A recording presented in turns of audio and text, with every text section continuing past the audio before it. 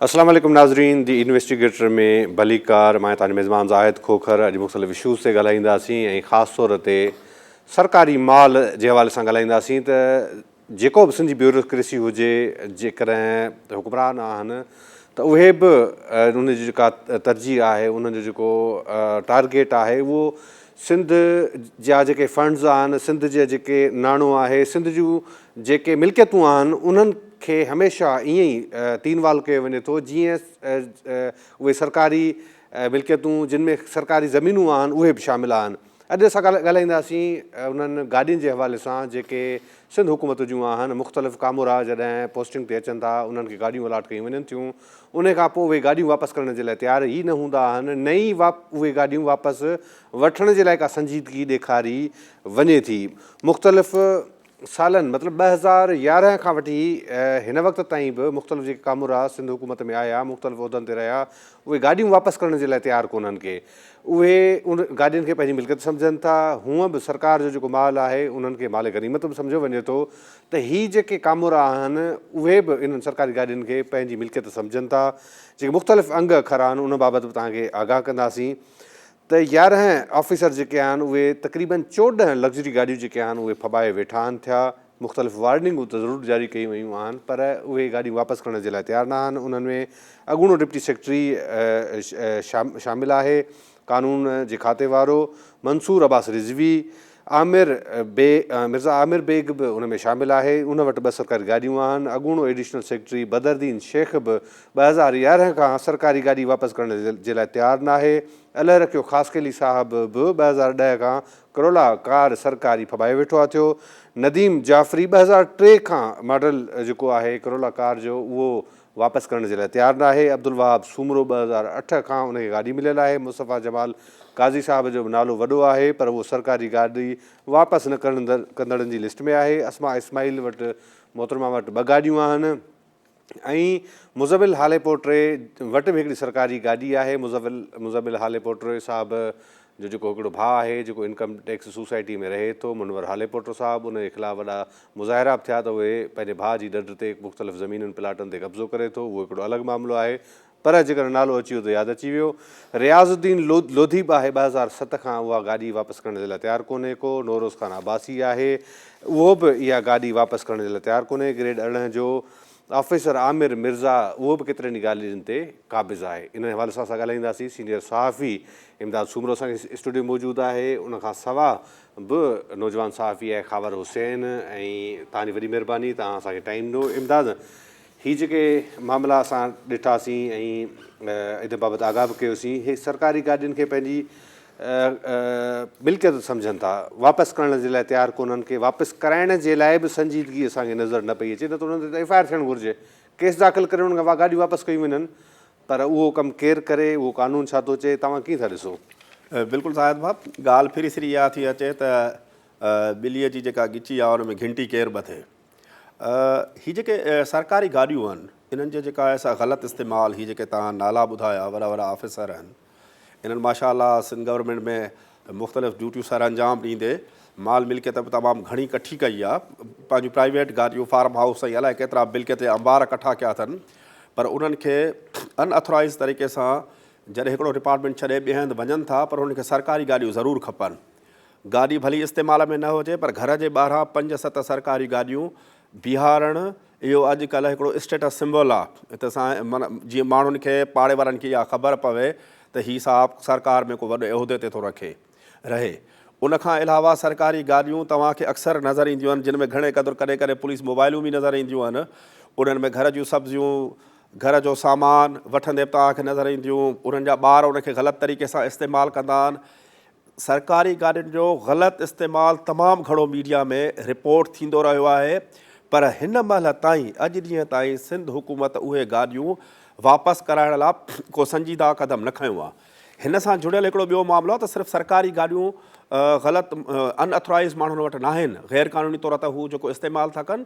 उन सां गॾोगॾु जेकॾहिं तव्हां उन मामले जी तह में वेंदो त इन्हनि गाॾियुनि जो तेल बि उन्हनि खे महीने ते मिलंदो हूंदो, उनजी बजट बि लखनि ऐं करोड़नि में हूंदी आहे। उनखां अलावा इहे साॻा ऑफिसर जेके ग़ैर क़ानूनी तौर ते गाॾियूं इस्तेमालु था कनि, उहे उन्हनि गाॾियुनि जी मेंटेनेंस बि सिंध गवर्नमेंट खां वठंदा हूंदा। जेकॾहिं उहे सभु अंग अखर असां गॾु कंदासीं त सिंध हुकूमत जे ख़ज़ाने खे किरोड़नि रुपयनि जो महीने में लॉस थो थिए। इहो कमु सिर्फ़ु वार्निंग मां न हलंदो, सिर्फ़ु जेको आहे सो लेटर मां कमु न हलंदो, इहो पंहिंजे इहो जेको मामिलो आहे इहो करप्शन जे ज़ुमरे में अचे थो।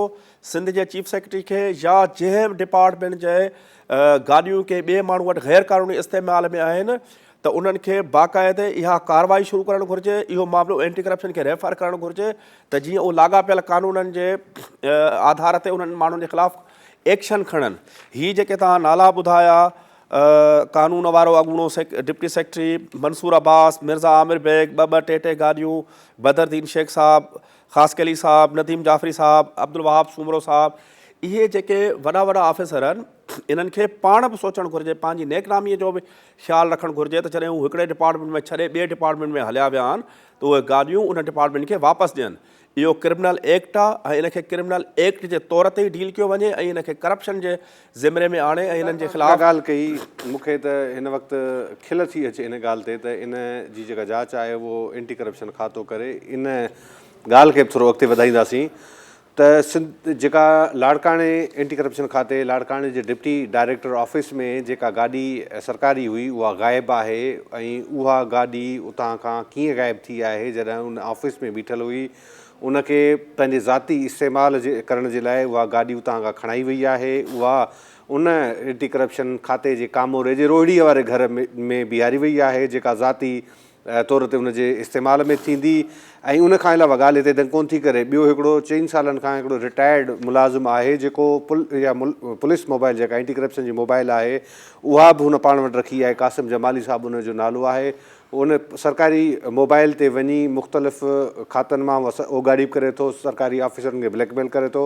ऐं डिप्टी डायरेक्टर हर डिप्टी डायरेक्टर जो फ्रंटमैन हूंदो आहे, बशमूल मौजूदा डिप्टी डायरेक्टर साहब जो बि हू खाटू पुटु आहे। त हाणे असां उमेदु कहिड़ी कंदासीं त उहे खातनि में जो पंहिंजो इहो हाल आहे उहे पंहिंजूं गाॾियूं बि ईअं था इस्तेमालु कनि त पोइ उहा जांच कहिड़ी कंदा? ज़ाहिर साहब ॾिसो, हाणे एंटी करप्शन जो जेको डिप्टी डायरेक्टर आहे उहो गाॾीअ जो ग़लति इस्तेमालु थो करे त उहो बि करप्शन जे ज़िमरे में थी अचे, उनजे ख़िलाफ़ बि कार्रवाई थियणु घुरिजे, केरु बि हुजे। लाड़काणे जो जेको डिप्टी डायरेक्टर साहबु आहे या हीअ जेको जमाली साहबु आहे रिटायरमेंट खां पोइ बि एंटी करप्शन जी जेका पुलिस मोबाइल आहे उहो खणी इस्तेमालु थो करे ऐं पंहिंजो पाण खे अञा बि ऑफिसर शो थो करे ऐं मुख़्तलिफ़ हंधनि तां उगाड़ी थो करे या जेको बि कमु करे थो इहो इनपर्सोनेशन जे ज़िमरे में थो अचे। माना जेको माण्हू ख़ुदि न हुजे पर ॿी का शनाख़्त गैर क़ानूनी तौर ते इस्तेमालु कंदो हुजे त इन जे ख़िलाफ़ु त करप्शन खां अलावा 420 जो केस बि दाख़िल थियणु घुरिजे त हीअ इनपर्सोनेट छो थो करे। 420 ते शख़्सी ज़मानत ते आज़ादु थी वेंदा, 420 जो कहिड़ो केस ईंदो? पर जेको कानून असां वटि अवेलेबल आहे उहो ई कानून उते अप्लाई थींदो न। उन खां अलावा तव्हांजी ॻाल्हि बिल्कुलु दुरुस्त आहे त एंटी करप्शन खातो कीअं उनजी मना कंदो, पर असां वटि ख़ुशकिस्मती सां या बदकिस्मती सां इहो ई खातो आहे, इहो ई उन करप्शन जे केसनि खे कंदो। ऐं हिन महिल ताईं इहा सिंध जे अवाम जी, सिंध सूबे जी, असांजी इहा बदकिस्मती आहे त एंटी करप्शन डिपार्टमेंट पंहिंजो जेको हक़ीक़ी रोल आहे उहो अदा न करे सघियो आहे। हिन महिल ताईं जेको उनखे एंटी करप्शन खे आंटी करप्शन चयो थो वञे, उन पंहिंजे अमलनि जे ज़रिए उनजे ऑफिसरनि उन्हनि जे मुलाज़िमनि पंहिंजे अमलनि जे ज़रिए इहो वाज़े कयो आहे त सिंध जो जेको एंटी करप्शन खातो आहे उहो आंटी करप्शन ई आहे। उहो करप्शन खे ख़तमु करण लाइ न पर करप्शन खे हथी ॾियण लाइ आहे। जेको ऑफिसुनि ते तव्हांखे लिखियलु नज़र ईंदो आहे रिश्वत टोड़ खातो, उहो रिश्वत टोड़ खातो रिश्वत खे हथी ॾियण वारो खातो आहे। हिननि जूं हर डिपार्टमेंट में मंथलियूं मुक़ररु आहिनि जिते हिननि जो बीटर वञी हर डिपार्टमेंट मां मंथली ओगाड़ी करे थो। जेको सिलसिलो हेठां खां वठी सर्किल ऑफिसर खां शुरू थो थिए मथियनि ऑफिसरनि ताईं वञे थो, उन में बि बहितरी जी गुंजाइश आहे। पर असां वटि कानून इहो मौजूदु आहे, खातो इहो ई मौजूदु आहे, उन में बहितरीअ जी गुंजाइश आहे। ख़बर ही जेका सूरताल आहे ॾिसो त तव्हां बार बार हिन खे रिपोर्ट बि कंदा रहिया आहियो त ही ऑफिसर मतिलबु त 2003-2002 खां इहे गाॾियूं लावारिस आहिनि। सिंध जो जेको नाणो आहे, सिंध जा जेके वसीला आहिनि उहे ईअं लावारिस आहिनि, केर बि उहो उन्हनि ते क़ाबिज़ थी वञे ऐं आख़िरकार कानून इन वाले सां हरकत में छो कोन थो अचे? अच्छा, ही इलाही वॾो इशू आहे ज़ाहिर साहब, तव्हां हिन इशू खे खयों। ही जेका गाॾियूं आहिनि इहो सिर्फ़ु सिंध गवर्नमेंट जा जेका तव्हां खाता जिन्हनि जा नाला चया आहिनि इहे ई न आहिनि। इन खां अलावा जेका बलदियाती इदारा आहिनि उन्हनि में बि वॾे पैमाने में जेका गाॾियूं आहिनि उहो जेका अॻूणा सरकारी ऑफिसर हूंदा आहिनि उहो पाण सां खणी वेंदा आहिनि, उन्हनि जा नौकर इस्तेमालु कंदा आहिनि या घरनि जे ॿाहिरि बीठियूं हूंदियूं आहिनि रिश्तेदार इस्तेमालु कंदा आहिनि। पर इहो हिकिड़ो ट्रेंड सेट थी वियो आहे त उहो गाॾी हुनखे वापसि न करणी आहे।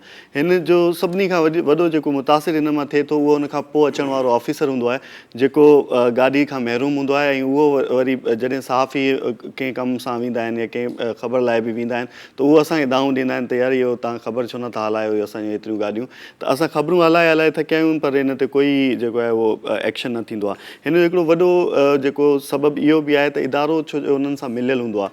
हे जेका गाॾियूं जेका ऑफिसर्स खणी वेंदा आहिनि पाण सां उन्हनि जो बाक़ाइदा हर महीने उनजो जेको गाॾी जे तेल जी मद में पैसा जेका आहिनि रखिया वेंदा आहिनि उहे इदारे में वेठा माण्हू जेका डायरेक्टर पूल हूंदा आहिनि या गाॾियुनि जी मेंटेनेंस जे हवाले सां जेका ज़िम्मेवारियूं हूंदियूं आहिनि उहे खणंदा आहिनि ऐं उहे पूरी प्रोटेक्शन ॾींदा आहिनि। उहे हर महीने जेको आहे उन तेल उन मेंटेनेंस जा पैसा जेका आहिनि उहो बजट में रखी करे उन मां कटंदा आहिनि ऐं उन जेका गाॾियूं आहिनि उहे जेका सरकारी ऑफिसर खणी वेंदा आहिनि उनखे चवंदा आहिनि तव्हां भली इस्तेमालु कयो तव्हांखे कोई बि न चवंदो।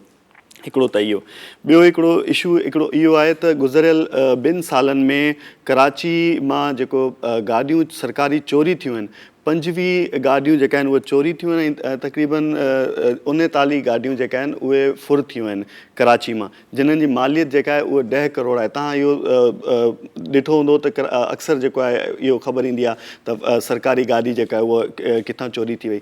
सरकारी गाॾी कराची मां चोरी करणु सभिनी खां आसान कमु आहे जेका चोर आहिनि उन्हनि जे लाइ छो जो उनजी मालिकी न हूंदी आहे। इहो जेका मूं तव्हांखे गाॾियूं ॿुधायूं 25 गाॾियूं चोरी थियूं आहिनि ऐं 39 जेका फुर थियूं आहिनि करायूं एग्ज़ैक्टली उन्हनि जी मालिकी करण लाइ कोई तयारु न आहे। कोई FIR न थींदी आहे। अगरि FIR थी वञे त उन FIR जी मालिकी न थींदी आहे ऐं कोई पोइवारी करण लाइ तयारु न हूंदो आहे जंहिंजे करे उहो जेको आहे फाइल जेका आहे उहा बंदि थी वेंदी आहे ऐं गाॾी जेको बि उहो कराईंदो आहे उनखे फबी वेंदी आहे। त इहो बि हिकिड़ो वॾो इशू आहे। सिंध सरकार खे वॾो इन मां बि लॉस पए थो जेका गाॾियूं चोरी थियनि थियूं आख़िर ऐं सभिनी खां सवलो इहो बि आहे त छो जो उन सरकारी गाॾियुनि में हिकिड़ो त ट्रैकर न हूंदो आहे ऐं ॿियो हुनजो कोई धणी वारिस न हूंदो आहे कोई मालिकी करण वारो न हूंदो आहे त इन करे उहो लावारिस हूंदियूं आहिनि। हिकिड़ी सिंपली हिकिड़ी FIR कटंदी आहे उन खां पोइ उहो केस जेको आहे उहो दाख़िले दफ़्तर थींदो आहे ऐं उन खां पोइ उहो गाॾी जेका आहे उन्हनि खे फबी वेंदी आहे। बिल्कुलु सही। इमदाद ही जेका ख़बर जेका ॻाल्हि करे थो त इहा बि वॾी ॻाल्हि आहे। इन सां लॻापियल आहे त जेके गाॾियूं आहिनि उहे चोरी थी थियूं वञनि चोरी कराई वञनि थियूं हिते FIR कटराए गाॾी मोकिले छॾियूं कंहिं ॿिए शहर पंहिंजे ॻोठ ते मोकिले छॾियूं पंहिंजे वॾी ॿार ते मोकिले छॾियूं त इहा इन जी प्रॉपर इन्वेस्टिगेशन थिए त इहे ऐं इन्हनि जा पेरा खॼनि त इहे गाॾियूं बि रिकवर थी सघनि थियूं। 10 करोड़ रुपए जूं गाॾियूं रुॻो हिन वक़्तु जेके ॿुधायूं आहिनि त चोरी थी चुकियूं आहिनि गुज़िरियल 2 सालनि में। ज़ाहिद साहब हीउ जेको ख़बर अंगाखर ॿुधाया आहिनि 10 करोड़ जूं गाॾियूं तक़रीबन 40-50 गाॾियूं आहिनि गुज़िरियल 2 सालनि में जेके चोरी थी वियूं आहिनि। जंहिं खाते जी गाॾी चोरी थी आहे जेकॾहिं उनखे परसू नथो करे उनजो सेक्रेटरी त इन मां इहो मतिलबु सम्झियो वेंदो त इहो बि हुन ॾोह में शामिलु आहे। इहा मुजरमाना ख़ामोशी आहे अवाम जे ख़ज़ाने ते। इहो तव्हांजो मुंहिंजो सिंध जे अवाम जो टैक्स आहे जंहिंमें उहे गाॾियूं क़ीमतियूं गाॾियूं ख़रीद थियूं कयूं वञनि ऑफिसरनि जे ज़ाती इस्तेमाल लाइ न उन्हनि जे सरकारी फ़र्ज़नि जे बजा आवरीअ जे लाइ। ऐं उहा गाॾी अगरि चोरी थी थिए जीअं ख़बर ॿुधायो त उन में ट्रैकर लॻल कोन्हे का त इहो बि माना जेको आहे मुजरमाना ग़फ़लत आहे। उनजी प्रॉपर FIR थियणु घुरिजे उनखे प्रॉपर तौर ते परस्यू करणु घुरिजे ऐं हिननि खे बार बार उन गाॾी जे पुठियां ईअं ई लॻणु घुरिजे जीअं माण्हू पंहिंजी ज़ाती गाॾी चोरी थी वेंदी आहे या फुर थी वेंदी आहे। पर सिंध गवर्नमेंट में जेको तव्हां सेक्रेटरीट में वेंदव त उते बि जेको आहे सो हज़ारनि जी तइदाद में सवनि जी तइदाद में गाॾियूं हिकिड़ियूं लावारिस बीठियूं हूंदियूं आहिनि। तव्हां निज़ारत में हलिया वेंदो त उते बि ॼण गाॾियुनि जो हिकिड़ो क़ब्रिस्तान ठहियलु हूंदो आहे त प्रॉपर तौर ते उन्हनि गाॾियुनि जी का मालिकी कान हूंदी आहे। इहा मुजरमाना ख़ामोशी आहे मुजरमाना ग़फ़लत आहे। उनखां अलावा जेका गाॾी आहे उनजो ग़ैर क़ानूनी इस्तेमालु तमामु घणो आहे। गाॾियुनि जी प्रॉपर मेंटेनेंस न आहे। जेके नंढा मुलाज़िम आहिनि उहे ऑफिसरनि जी शइ ते उन्हनि गाॾियुनि जा क़ीमती पुर्ज़ा ख़ासि तौर ते पुलिस में इहो ट्रेंड तमामु घणो आम आहे त हिकिड़ी तव्हां मोबाइल ॾिसंदो इवन बख़्तरबंदि गाॾियुनि खे बि तव्हां धिका ॾींदे पुलिस वारनि खे नज़र ईंदो त जॾहिं उहा गाॾी 2 साल अचे थी 2 सालनि में उहा गाॾी तमामु जेको आहे सो किचिरो थी वेंदी आहे कबाड़ी थी वेंदी आहे। उहा कबाड़ खाते में जेका विकिरो थिए थी उनजी भेट में तव्हां रेंजर्स जूं या फ़ौज जूं गाॾियूं ॾिसंदो या प्राइवेट माण्हुनि जूं गाॾियूं ॾिसंदो त उहे प्रॉपर तरीक़े सां मेंटेन हूंदियूं आहिनि। त सिंध पुलिस ऐं सिंध गवर्नमेंट जा जेके मुख़्तलिफ़ खाता आहिनि जेको बि गाॾियुनि जो प्रॉपर इस्तेमालु नथो करे तेल जी मद में गबन करे थो मेंटेनेंस जी मद में गबन करे थो पुर्ज़ा खपाए थो या गाॾियुनि जी प्रॉपर मालिकी नथो करे इहा मुजरमाना ख़ामोशी आहे मुजरमाना ग़फ़लत आहे। इन जो सिंध सरकार खे सिंध जे चीफ सेक्रेटरी खे सिंध जे CM खे ऐं लाॻापियल जेके बि अख़्तियारियूं आहिनि उन्हनि खे उनजो सख़्तु नोटिस वठणु घुरिजे ऐं सिंध जो अवाम बि इन ॻाल्हि जे पुछण जो हक़ु रखे थो त असांजे पघर जे पोरे मां जेको टैक्स कठो थिए थो उन टैक्स जो जेको आहे सो प्रॉपर इस्तेमालु छो नथो करे? ही कंहिंजी का ज़ाती मिल्कियत का ज़ाती जागीर या सिंध गवर्नमेंट का ज़ाती शहनशाहियत न आहे। इहा तव्हां असांजी सिंध जे माण्हुनि जे पघर जे पोरे ते क़ाइमु रहंदड़ हिकिड़ो इदारो आहे, जंहिंखे असां पाण पंहिंजो वोट ॾेई चूंडियूं था त ही असांजा मामला बहितर हलाईंदा। जेकॾहिं उहे असांजा मामला बहितर न हलाईंदा त उन ते पुछण जो हक़ बि सिंध जो आवाम महफ़ूज़ रखे थो। जी बिल्कुलु, तव्हां सही था चओ त सिंध जे अवाम खे पुछाइण जो हक़ आहे ऐं उहो पुछाणो करे सघे थो। ऐं हिते जेका अंधेरी नगरी आहे, जेको सिंध सरकार जूं जेके गाॾियूं आहिनि उन्हनि खे मुख़्तलिफ़ कामरा पंहिंजी मिल्कियत सम्झो वेठा आहिनि, उन्हनि खे वापसि वठण जे लाइ केरु तयारु कोन्हे को। नाज़रीन, टाइम थियो आहे ब्रेक जो, ऐं ब्रेक खां पोइ असां ॻाल्हाईंदासीं त मच्छर मार स्प्रे जूं मशीनूं केॾांहुं ग़ाइबु थी वियूं, इन जे हवाले सां ॻाल्हाईंदासीं, पर ब्रेक खां पोइ।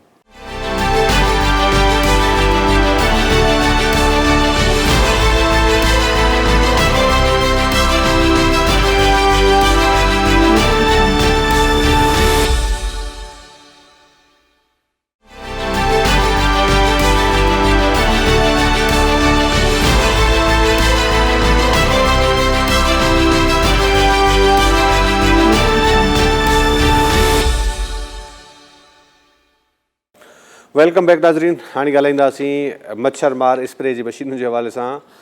इहा माण्हुनि खे का ख़बर आहे त इहे मशीनूं आयूं बि सही ऐं मच्छर बि मारनि थियूं। कराचीअ जे अंदरि जेके मच्छर मक्खियूं उन्हनि जो आज़ार वधियल आहे, पर इहे मशीनूं वतियूं त वयूं, उन्हनि जे नाले ते रक़म बि हड़प कई वई, पर उहे मशीनूं सरज़मीन ते वतियूं ई न वयूं। ऐं इन हवाले सां नेब जे तरफ़ां जांच शुरू कई वई आहे। ऐं इन हवाले सां जेको हिन वक़्त ताईं इतला मिलिया आहिनि त कराचीअ जे 178 यूनियन काउंसिल जे लाइ स्प्रे मशीनूं ख़रीद कयूं वयूं, जेके मौजूदु न आहिनि, जेके ग़ाइबु आहिनि। ऐं करोड़ रुपयनि जी मशीनरी बाबति म्यूनिसिपल कमिश्नर ऐं ॿियनि ख़िलाफ़ इहा जांच शुरू कई वई आहे। कमरदीन शेख, शाहिद अली ख़ान, सैद गुलाब ऐं शाकिर हुसैन जेके अमलदार आहिनि लाॻापियल, जिन इहो ॼाणायो त इहे मशीनूं ख़रीद कयूं वयूं आहिनि, पर उहे ख़रीद न कयूं वयूं, उन्हनि जे ख़िलाफ़ जांच शुरू कई वई आहे। मकानी इदारनि सां लाॻापियल अमलदारनि अशफाक़ ख़ानज़ादे ऐं ज़ाहिदा नाज़ समेत ॿियनि ख़िलाफ़ बि इहा जांच शुरू कई वई आहे। ख़रीद कयल मशीनरीअ जो किथे बि रिकॉर्ड हिन वक़्त ताईं मौजूदु न आहे।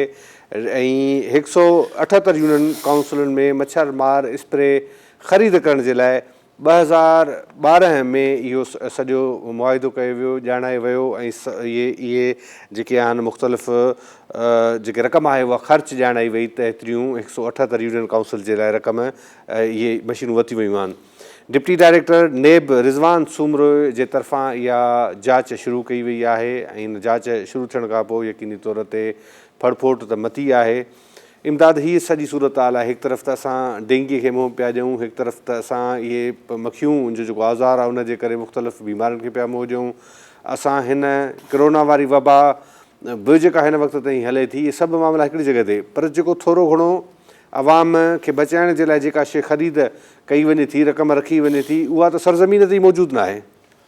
ज़ाहिर साहिबु, हीअ त वॾो हिकिड़ो ज़ालिमाना ऐं मुजरिमाना किरदारु आहे यूनियन काउंसिल जे ऑफिसरनि जो, त सिंध हुकूमत जेके करोड़े रुपया ॾिना आहिनि त मच्छर मार जेके स्प्रे मशीनूं 2012 में जीअं कागज़ जेके मौजूदु आहिनि असां वटि, जेका ऑफिशियल करस्पॉन्डेंस आहे, उन में जेके आहिनि से 178 यूसीज़ लाइ जेके स्प्रे मशीनूं ख़रीद कयूं वियूं, उहे सिर्फ़ु कागज़नि में ख़रीद कयूं वियूं।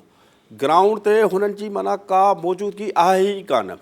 इन मामले में जेका करप्शन कई वई आहे, उन जा जेके किरदार आहिनि, कमर शेख साहब, शाहिद अली ख़ान आहे, सैयद गुलाब साहब आहे, शाकिर हुसैन आहे, अशफाक़ ख़ानज़ादो, ज़ाहिदा नाज़, इशा जेके बि हिन में मुलाज़िम मुलविस आहिनि, ऑफिसर मुलविस आहिनि, म्यूनिसिपल कमिश्नर मुलविस आहिनि। ऐं असां उमेद था कयूं त नेब जे इदारे जॾहिं हिन जी कॉग्निज़ेंस वरिती आहे या इंक्वायरी शुरू कई आहे त हिननि खे, इन्हनि ऑफिसरनि खे कैफ़र किरदार ताईं पहुचाइणु घुरिजे। छो जो रुॻो डेंगी वायरस हिते न आहे, कोरोना वायरस आहे। डेंगी वायरस आहे, हर साल कराचीअ में, पूरी सिंध में हज़ारे माण्हू मच्छरनि जे चक पाइण जे सबबु, मलेरिया जे सबबु जेको आहे सो उहे फ़ौत थी वञनि था। उनखां अलावा जेके इहे स्प्रे मशीनूं आहिनि, इहे सफ़ाई सुथराई खे बहितर बनाइण जे लाइ उहे कमु थियूं अचनि। पर असां वटि जिते सिंध सूबे सां असांजे वतन सां जेके ॿियूं घणियूं बदकिस्मतियूं लाॻापियल आहिनि। हिकिड़ी बदकिस्मती इहा बि आहे त यूनियन काउंसिल जी जेका बजट आहे या यूनियन काउंसिल में जेको बि पैसो थो अचे उहे उतां जो चूंडियल नुमाइंदो ऐं उन सां गॾोगॾु उतां जो जेको ऑफिसर आहे उहो उनखे पंहिंजी ज़ाती जागीर थो सम्झे। हिन महिल ताईं अॼु ॾींहं ताईं जेके बि 15-20 सालनि जे जेकॾहिं अरसे खे असां काउंट कंदासीं त अॼु ॾींहं ताईं यूनियन काउंसिल में ईंदड़ जेका बजट आहे उनजो सही तरीक़े सां सही माना में ऑडिट थी ई कान्हे का। जिते गुंजाइश 10 मुलाज़िमनि जी आहे उते तव्हांखे 500 मुलाज़िम मिलंदा। उहे 500 मुलाज़िमनि मां 400 मुलाज़िम त छुटीअ ते हूंदा, उहो रुॻो पघार खणंदा हूंदा। बाक़ी 100 मुलाज़िमनि मां 10 मुलाज़िम कमु कंदा हूंदा। 90 मुलाज़िम कंहिं न कंहिं वॾेरे जे, कंहिं न कंहिं भोतार जे, कंहिं न कंहिं ऑफिसर जे घर में ज़ाती नौकर चाकर जो किरदारु अदा कंदा हूंदा। को बोरची हूंदो।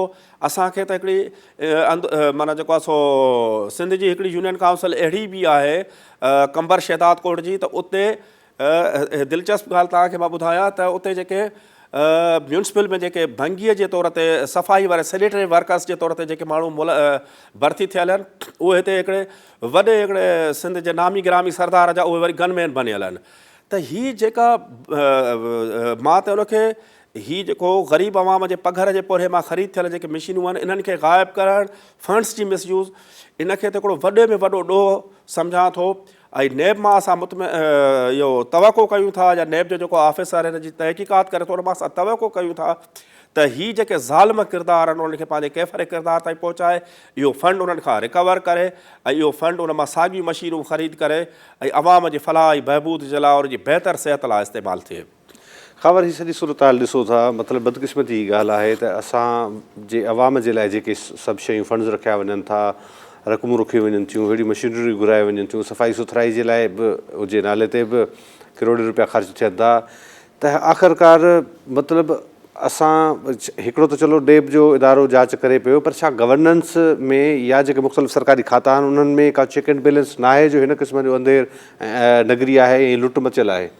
बिल्कुलु ज़ाहिद साहब, ईअं आहे। कराची में हिकिड़ो DMC ईस्ट में मुंहिंजो हिकिड़ो दोस्त आहे डायरेक्टर, हाणे हुनखे चार्ज मिली त हुन मूंखे ॿुधायो त 3 मशीनूं सिर्फ़ु हुन वटि पयूं हुयूं उते स्प्रे वारियूं, ऐं उहे बि अमले खे हलाइण न ईंदियूं हुयूं। उनजे करे इन खां पहिरें बि जेका वरिती वियूं जेका मशीनूं उहे इन करे ख़राबु थी वियूं छो जो हुनखे प्रॉपर तरीक़े सां जेको आहे ऑपरेट करण वारो कोई माण्हू न आहे सही तरह सां जेको हुनखे हलाए, त उन करे उहो उन जी मालिकी उन बि न थींदी आहे, उहो ख़राबु थी वेंदियूं आहिनि, ईअं उहो थी वेंदो आहे। इहो सुठी ॻाल्हि आहे त नैब जेको आहे हिन ते एक्शन वरितो आहे, छो जे एंटी करप्शन जी सूरत हाल हीअ आहे त सिंध में कंहिं बि इदारे में अगरि एंटी करप्शन नोटिस वठंदी आहे या कोई उन्हनि खे नोटिस मोकिलींदी आहे त जेको कामूरा हूंदा आहिनि, जेका ऑफिसर आहिनि, उहो सुख जो साह खणंदा आहिनि, माना सजदे में वेंदा आहिनि त शुक्र आहे इहो माना एंटी करप्शन वटि इहो तहक़ीक़ात आयूं आहिनि, लिहाज़ा हिते कमु असांजो थी वेंदो ॾेती करे कुझु बि।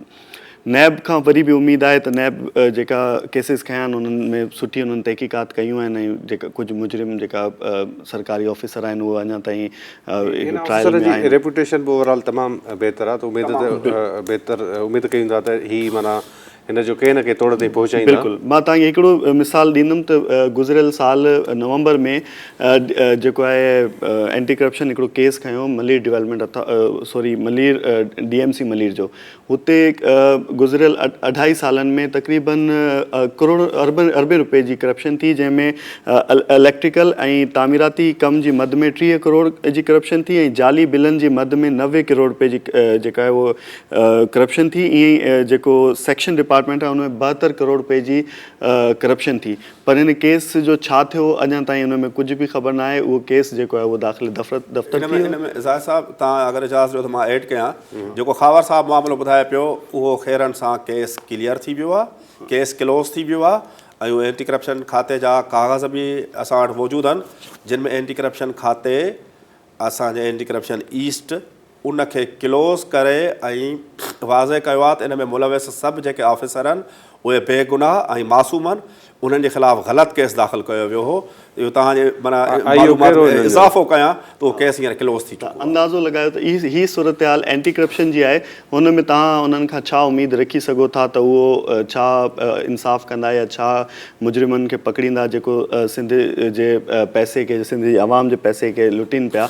इहो ई सूरत हाल अगरि ॻाल्हि करे वञे कराची जे जेके DMCs आहिनि या जेका यूनियन काउंसिल्स आहिनि त बुरी हालत आहे हुते। हाणे बरसातूं थियूं आहिनि, हुन खां पोइ तव्हां ॾिसजो त केॾो मच्छर थींदो ऐं मक्खियूं थींदियूं, ऐं हुन खां पोइ बीमारियूं जेका वधंदियूं, ऐं जॾहिं स्प्रे न थींदो त ज़ाहिरी ॻाल्हि आहे बीमारियूं वधंदियूं। ऑलरेडी असांजे जेका हॉस्पिटल्स आहिनि उन्हनि में कोरोना जा पेशेंट इलाही वधीक आहिनि, उन्हनि जे करे हुते एमरजेंसी नाफ़िज़ आहे, अक्सर OPDs बंदि आहिनि। त OPDs बंदि हुजण जे करे माण्हू जेका आहिनि उहे इलाही मुतासिर थियनि था। नंढी नंढी बीमारी जे करे बि छो डॉक्टर ऐं ट्रीटमेंट जेको आहे उहो प्रॉपर नथी मिले, उन करे बि माण्हू जेका आहिनि उहो बीमारी वधी थी वञे उन्हनि जी, ऐं नुक़सानु वधीक थी थो वञे।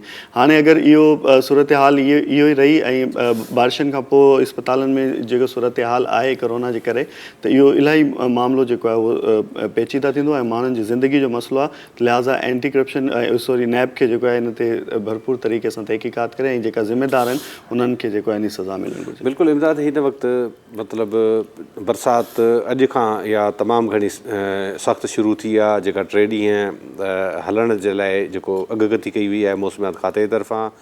ऐं इन में यकीनी तौर ते बिल्कुलु ख़बर जी ॻाल्हि सही आहे त मच्छर तमामु घणा थींदा, जीत थींदा, अहिड़े क़िस्म जा हूंदा आहिनि ज़हरीला जीत जिन जेके इंसानी ज़िंदगी लाइ बि ख़तरो थी सघनि था। त हीअ एॾी मतिलबु इहो त कुझु जेके करोड़ रुपया आहिनि उन्हनि जे करे हेॾनि माण्हुनि जी इंसानी ज़िंदगियुनि सां खेॾियो थो वञे। ज़ाहिर साहब, ख़बर साहब जी ॻाल्हि खे अॻिते वधाईंदे त हींअर जॾहिं कोरोना जी जेका वबा आहे अॼु ॾींहुं अञा ताईं ख़बर न पई आहे त इहा छाजे करे थिए थी, इन जो कारण छा आहे। असांजूं इस्पतालूं सथियूं पियूं आहिनि, इस्पतालुनि में एमरजेंसी नाफ़िज़ आहे, असांखे सिहत जूं सहूलियतूं ॾींदड़ जेके मसीहा आहिनि, डॉक्टर साहिब आहिनि, उन्हनि जो वॾे तइदाद में जेको आहे सो फ़ौतियूं थियूं आहिनि, उहे डेथ्स थियूं आहिनि, उहे फ़ौत थी विया आहिनि। पुलिस जेका आहे असां वॾे पैमाने ते उन में मुतासिर थी आहे, उहे असांजा पुलिस जा जवान जेको आहे सो शहीद थिया आहिनि इन जेको आहे सो पंहिंजी ड्यूटीअ जी सरअंजामी ॾींदे। साफ़ ई इलाही जेको आहे सो फ़ौत थी विया आहिनि, इलाही माण्हू फ़ौत थी विया आहिनि। त जॾहिं असांजे इस्पतालुनि में एमरजेंसी नाफ़िज़ हुजे त हिननि गंदनि किरदारनि जी मुजरमाना करप्शन जे करे, मुजरमाना ग़िफ़लत जे करे ऐं पंहिंजा ज़ाती जेको आहे सो पेट ऐं बिब भरण जे लाइ हुननि जेके ही बुनियादी ज़रूरत जूं जेके शयूं आहिनि, जिन सां मक्खी मच्छर हींअर जेके पैदा थींदियूं बारिश खां पोइ जेको गंद किचिरो थींदो, ऐं हिननि उहे पैसा पंहिंजे ज़ाती इस्तेमाल में कया आहिनि, त इन्हनि खे सख़्त खां सख़्तु सज़ा मिले। नेब हुननि ते जेको बि एक्शन खणे, पर जेके बि हींअर अक्यूज़ड आहिनि उन्हनि खे पहिरीं फ़ुर्सत में सिंध गवर्नमेंट खे, सिंध जे जेको लोकल गवर्नमेंट डिपार्टमेंट खे, रोशन शेख साहब हुते सेक्रेटरी आहिनि, सुठी शोहरत रखनि था, या लोकल गवर्नमेंट बोर्ड में जेके सेक्रेटरी साहब आहिनि, ज़मीर अब्बासी साहब, उहे बि सुठी शोहरत रखनि था, सख़्तु ऑफिसर आहिनि, उन्हनि खे इन्हनि जे ख़िलाफ़ु सख़्तु एक्शन करणु घुरिजे। इन्हनि खे फौरी तौर ते पंहिंजनि उहिदनि ते हटाए इन्हनि खे सस्पेंड करणु घुरिजे जेसि ताईं नेब जी इंक्वायरी कंहिं पासे पहुचे।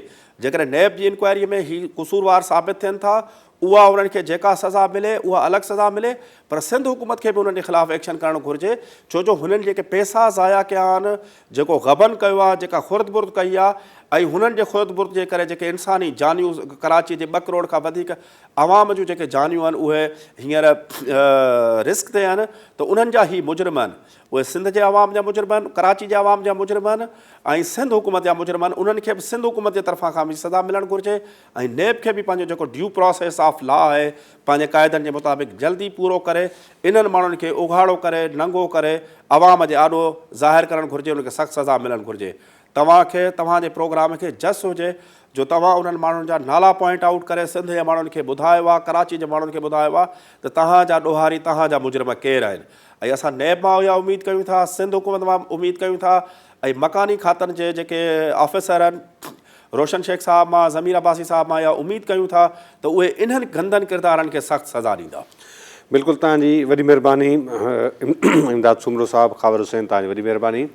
नाज़रीन, बिल्कुलु इहे मामला अहिड़ा आहिनि त जीअं सिंध जी जेका नाणो आहे, सिंध जा जेके वसीला आहिनि उन्हनि खे कीअं फुरियो वञे थो, सिंध जा जेके मुख़्तलिफ़ गाॾियुनि जो मामिलो हुजे, सिंध जूं जेके मिल्कियतूं हुजनि, उन्हनि खे जिते बि जंहिंजो वस पुॼे थो उहो उन्हनि खे तीनवाल करे पियो।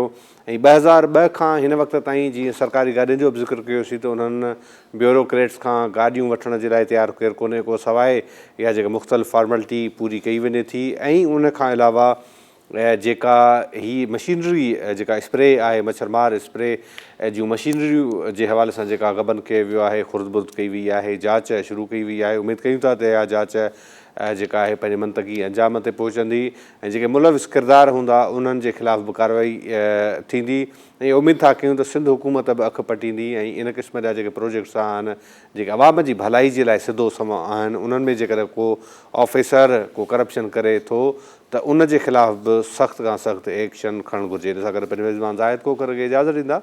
अल्लाह हाफ़िज़।